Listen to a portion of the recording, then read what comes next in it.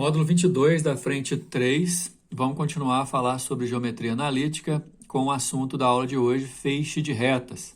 Nessa aula a gente vai analisar equações do feixe de retas concorrentes e paralelas. Lembrando que retas concorrentes são retas que têm ponto em comum, retas paralelas e distintas são aquelas que se diferenciam apenas pelo coeficiente linear que as retas, porventura, venham a apresentar. No nosso caso também a gente vai ver, já está aí na tela inclusive, uma forma de representação da equação, essa daqui, ó, um formato, ou mais um formato, que vai ajudar a gente a encontrar a equação de uma reta. Levando em consideração que o coeficiente angular de uma reta é a variação em relação ao eixo y dividido pela variação correspondente no eixo x, se você multiplicar cruzado aqui, você monta esse molde que também serve para a gente poder descobrir a equação de uma reta baseada no seu coeficiente angular e um ponto por onde essa reta passa. O ponto aqui, por exemplo, é dado ponto C, x0 e y0, x e y são x e y gerais. Nós vamos fazer um exercício daqui a pouco que vai ajudar a gente a encontrar a equação da reta a partir desse formato aqui, ó. Então, além de você conseguir encontrar a equação de uma reta dado dois pontos dela, fazendo determinante, além de você conseguir encontrar a equação da reta pelo modelo da equação reduzida, e agora você também tem o modelo conhecido coeficiente angular e um ponto por onde a reta passa.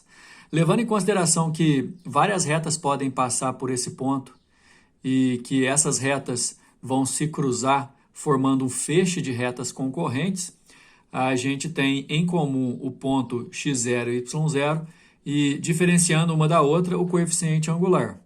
E daí você vai ter duas situações. Olha só, isso é um feixe de retas que são concorrentes. Destaque para a reta onde o x é igual ao x0, onde x0 é o x do ponto de encontro, porque é uma reta vertical. E você tem aqui todas as retas que se encontram nesse ponto x0, chamando de reta 1, reta 2, reta 3, reta 4, reta 5 e tudo mais. Infinitas retas podem concorrer num único ponto. O diferencial entre elas é exatamente o coeficiente angular.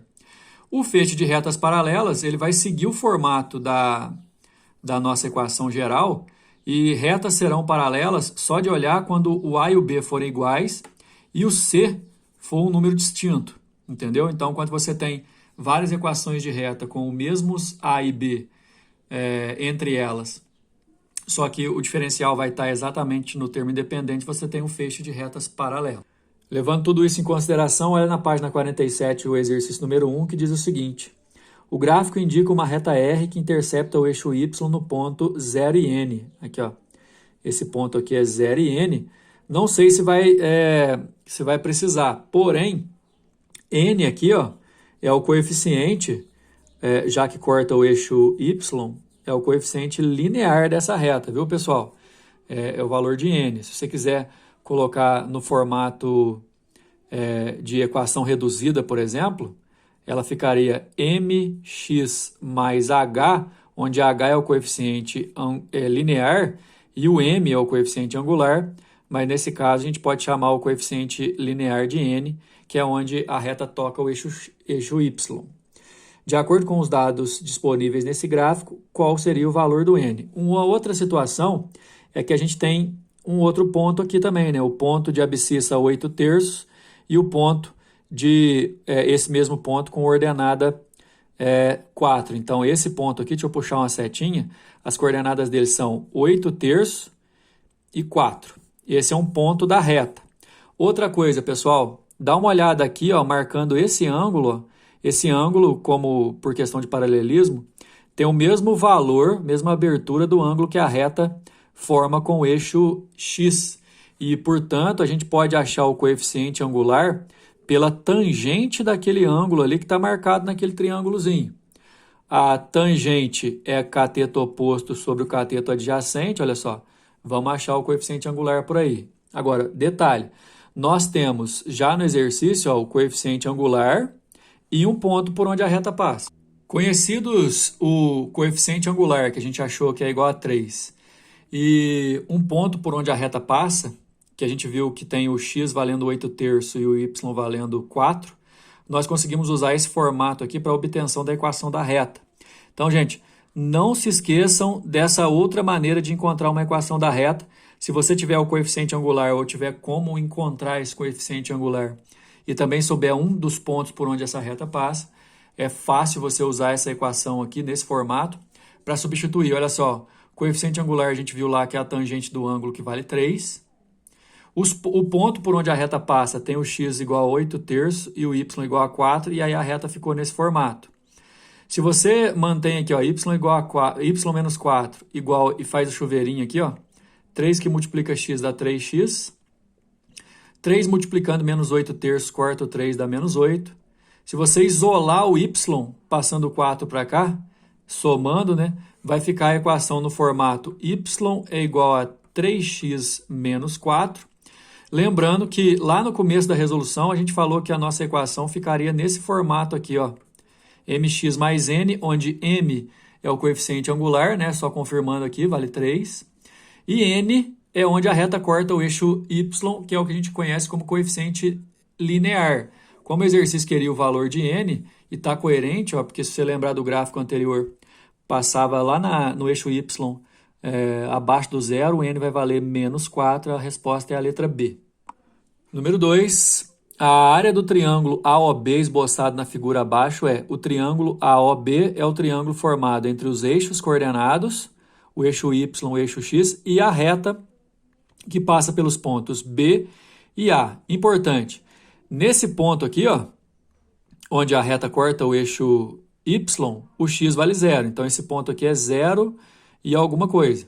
YB, vamos chamar. Esse outro ponto é onde a reta corta o eixo x.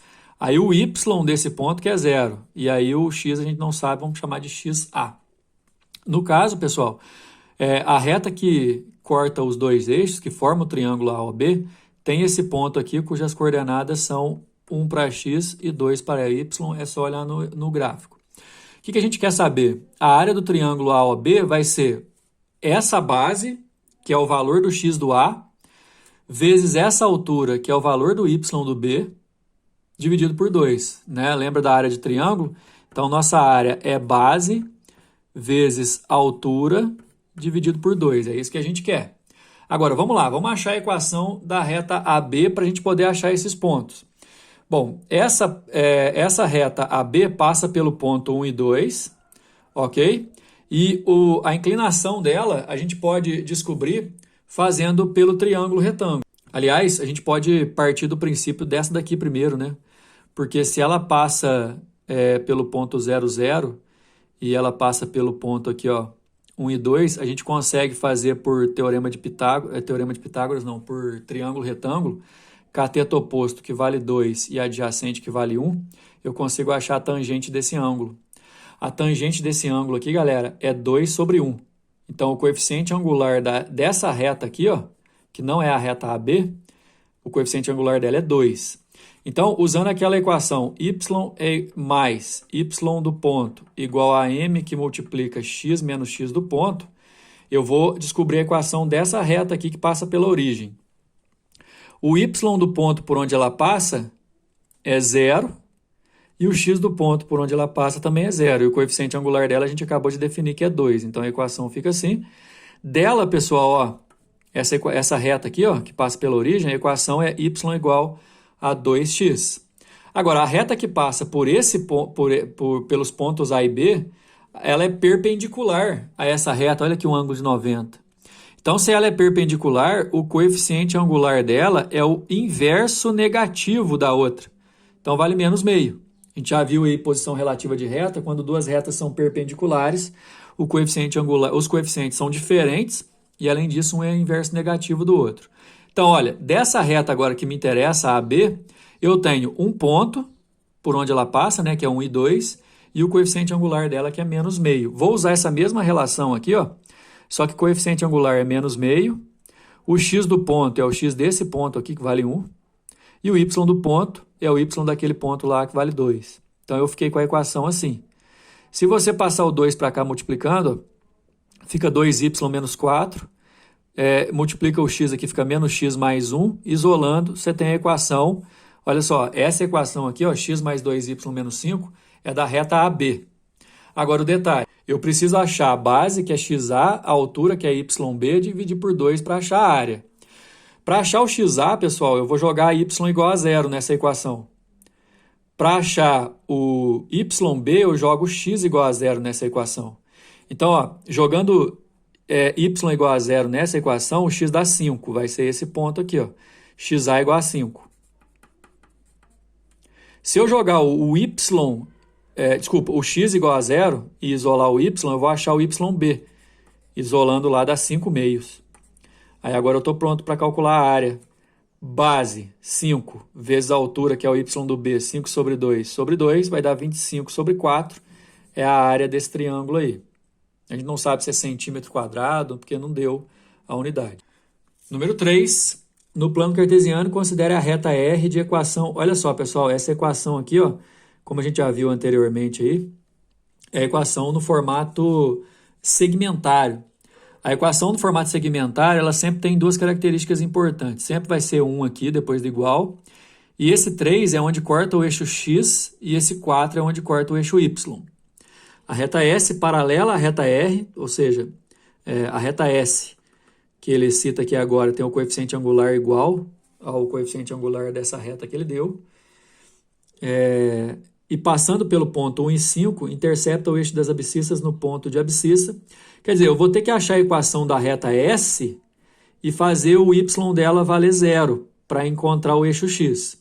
Agora, o passo a passo é o seguinte, ó. Se você isolar o y aqui, você vai encontrar a equação da reta que ele deu, a reta R, no seu formato reduzido. Como que eu vou isolar o y? Né? Eu passo o x sobre 3 para o outro lado, né? E passo o 4 multiplicando depois. Então, a equação reduzida vai ficar assim. O importante da equação reduzida é isso aqui para mim, ó, que é o coeficiente angular da reta R.